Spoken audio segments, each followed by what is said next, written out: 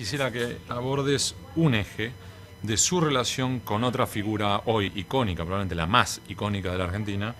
Es en el capítulo 6 de tu libro, que se titula El falso profeta. Sí, Y ya creo que ya con esto dijiste sí, todo. sí. Y dice esto: llegará un día en que Jorge Mario Bergoglio le conceda finalmente el perdón a Sergio Massa. Si haberse elevado a las alturas vaticanas cuando nadie, salvo él y los 115 cardenales que lo eligieron, lo esperaba, convirtió al ex provincial de los jesuitas en una persona distinta. Ese día tiene que llegar. Seguramente tardará más que lo que Massa hubiera querido, mucho más. Pero el día llegará, porque el perdón es divino y Francisco está más allá de todo. Lo tuvo que asumir Cristina Fernández de Kirchner, lo tuvo que asumir su séquito, lo tuvimos que asumir los agnósticos. Contame sobre la relación entre Bergoglio, Francisco y Massa, y por qué es que el Vaticano jamás le abrió las puertas a Sergio Massa. Bueno, todo también surge en ese paso de Sergio Massa por la jefatura de gabinete en el 2009, donde era un contexto donde el kirchnerismo, podríamos decir, estaba enemistado, eran, no sé si enemigos, pero era un rival y un adversario. Bergoglio, en ese momento el cardenal, el presidente del episcopado, para el kirchnerismo. Massa llega a ese gobierno y se inscribe en esa batalla, ¿no? De alguna manera hace lo que tanto Néstor como Cristina le podrían haber pedido, que era, bueno, tratar de postergar y de desplazar a Bergoglio del poder, de ese poder que él ejercía, bueno, a través de su liderazgo dentro de la Iglesia Católica y de su discurso público. En ese momento Massa intenta dos movimientos. Uno es designar un embajador en el Vaticano. En ese momento estaba frenado el pliego de Alberto Iribarne, que había sido rechazado en el Vaticano por Ratzinger. Recordemos, rechazado por una cuestión de que él ya estaba divorciado. Exactamente. Entonces para el Vaticano era como, no me desafíes. Exactamente. Y dada esa situación, Massa intenta una jugada de poner a un hombre propio en el Vaticano. Sí, y además era un momento donde al gobierno no le interesaba tampoco la relación con el Vaticano demasiado. Tardaron muchos meses en designar un reemplazante. Cuando Massa lleva a la jefatura de gabinete a una figura que no tenía ninguna relación con la política, que es un empresario, un desarrollador inmobiliario. El señor Jorge O'Reilly. Jorge O'Reilly, el dueño de Idico, de Barrios Cerrados, en el Tigre sobre todo, pero no solo, en el resto del país. Primera jugada, poner un nombre propio como embajador ante la Santa Sede. Sí. ¿Y la segunda jugada? Y la segunda jugada es más osada, me parece incluso, que era directamente sacarlo a Bergoglio de la cancha, es decir, tratar de que Bergoglio abandonara la titularidad del episcopado, ¿no?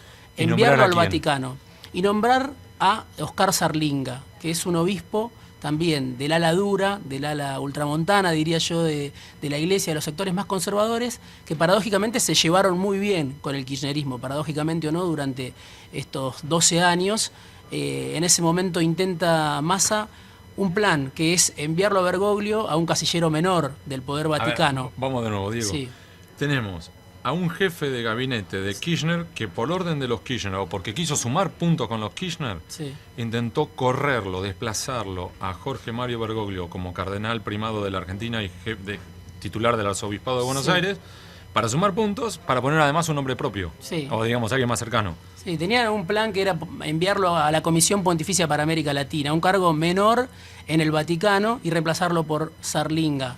Esto... Y terminamos sí. con Massa fuera de la jefatura de gabinete, pero eventualmente como presidenciable, y Bergoglio sí, fuera de Buenos Aires, pero porque se fue a Roma, Sí. al cargo plus, al Sí, máximo sí. cargo posible dentro de la Iglesia Católica. Sí, al que nadie Y esperaba. entonces, cuando Massa intenta llamar a Roma para que lo atiendan, Bueno, ahí entran una serie de dificultades muy grandes, incluso después de ganar la elección con 4 millones de votos, la elección general del 2013, Massa intenta, yo lo cuento en el libro, a través de distintos canales, llegar a Roma y no llega. En algún momento viaja incluso con José Ignacio de Mendiguren y Felipe Solá, llegan los tres a Madrid, y después el único que sigue rumbo a Roma es José Ignacio de Mendiguren.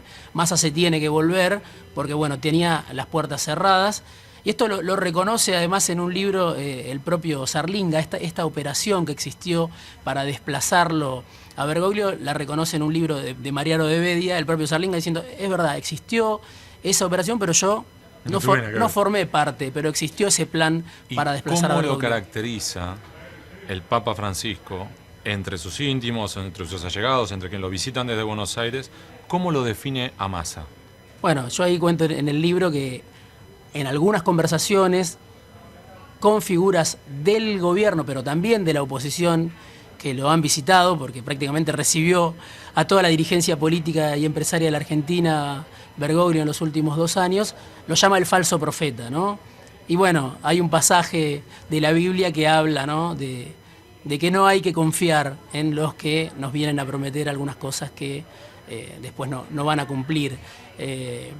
Por supuesto, no lo dice públicamente, nunca se refirió a él, pero cuando lo visitan, lo han visitado casi toda la dirigencia sindical, a Francisco hoy, lo ha visitado la dirigencia política desde el PRO, el radicalismo, el kirchnerismo, hasta la Cámpora. Cuando lo visitan suele aludir de esa forma a Massa, y bueno, eso que es apenas una frase, en realidad lo que presenta es una serie de distancias y de diferencias que tienen ese origen, el 2009, ese conflicto con Massa y Bergoglio, del que Bergoglio se entera muy rápido, y también creo que tienen otras diferencias, que no es solo, llamémosle, el rencor de Francisco, sino que hay diferencias sobre algunos temas de la política cotidiana, que tienen que ver desde el punitivismo hasta otras diferencias que Bergoglio tiene hoy con Massa.